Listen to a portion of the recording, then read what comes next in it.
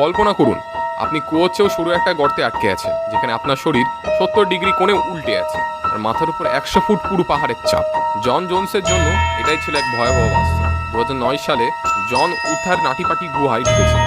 Bath canal নামে এক সরু রাস্তা খুঁজতে গিয়ে তিনি ভুল করে এক অজানা ফাটলে চলে গেলেন। সামনে এগোতে গিয়ে তিনি বুক থেকে শ্বাস ছাড়েন, কিন্তু যখনই আবার শ্বাস নিতে যান গুহার দেওয়াল থেকে তিনি সেখানে পুরোপুরি আটকে পড়েন। গোয়াটির নাম নাটকে রাখা হয়েছিল কারণ দেওয়ালগুলো কাদার মতো পিচ্ছিল ছিল। উল্টে থাকার কারণে মাথা থেকে রক্ত প্রচুর কষ্ট হচ্ছিল। প্রতিবার শ্বাস ছাড়ার সময় আরো কয়েক ইঞ্চি ঢুকে যাচ্ছে। দীর্ঘ 27 ঘন্টা ধরে 100 জনেরও বেশি উদ্ধারকর্মী তাকে বাঁচানোর চেষ্টা করে। তারা দড়ির মাধ্যমে একটা তোলার পদ্ধতি বার করে তাকে কয়েক ফুট করে তুলেছিল। জন রেডিওতে তার স্ত্রীর সাথে কথা বলেছিল, কিন্তু তখনই ঘটে দুর্ঘটনা। পাহাড়ের নরম দেওয়াল থেকে দড়ির মুখ খুলে যায় এবং জন আবার সেই ফাটলে পড়ে যায়। এই ফাটল জন আর সইতে পারে না।